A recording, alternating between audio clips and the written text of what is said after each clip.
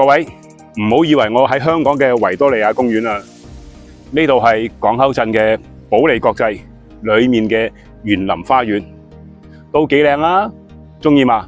中意嘅，我哋上去睇下個單位先啦。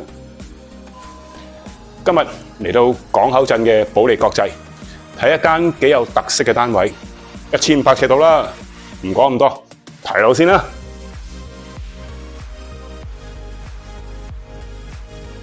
首先，我哋嚟睇一睇間主人套房先。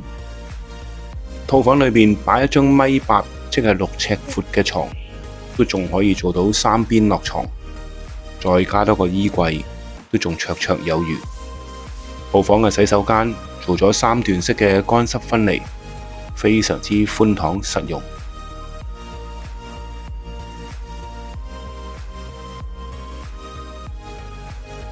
而呢個位置就係我哋客人嘅洗手間，同樣做咗3段式嘅乾濕分離，同樣都係咁寬敞實用。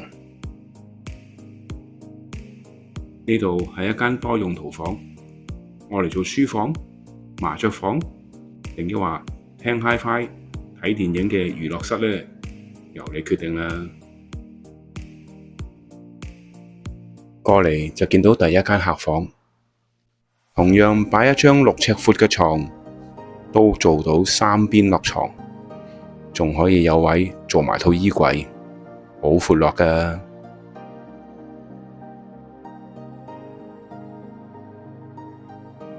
再過嚟就係一間細啲嘅客房，而家攞咗嚟做睡房，但係我覺得我嚟做一個衣帽間、化妝間，可能會更加適合。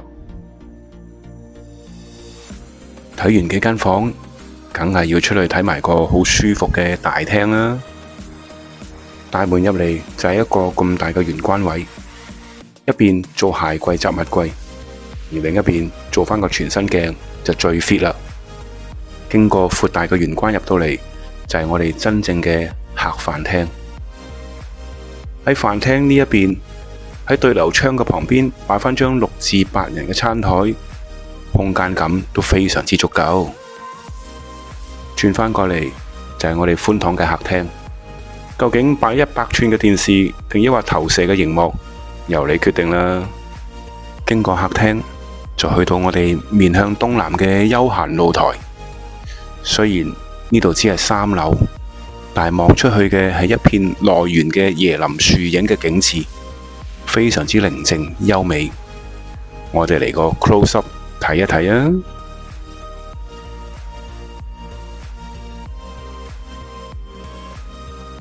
最後就要睇埋我哋 U 字型嘅廚房啦。旁邊就係我哋嘅生活露台，無論係工作用嘅台面、雪櫃、洗衣機呢啲嘅電器，都安排得井井有條，夠晒方便同埋實用。好啦，睇完樓啦，大家覺得點呢？呢度有一個特色，一個字形容就係大。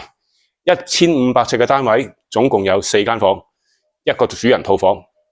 4間房裏面有一間就係麻雀房，全部都夠晒大，房大、廳大、飯廳大、客廳大，連門口嘅入門玄關都夠晒大，做晒鞋櫃、雜物櫃，乜都夠晒。呢個位置隔離就係大巴站，返香港好容易。唯一嘅弱點就係佢喺3樓，樓層比較矮。不過南北通透，有晒對流，望出去就係椰林樹景，好靚㗎。有冇興趣呢？鍾意嘅搵我啊！我係嚟自香港嘅 Dan 爺，請你記低我個頻道。中山食好住好，搵 Dan 爺啦！我哋下一集再見啦！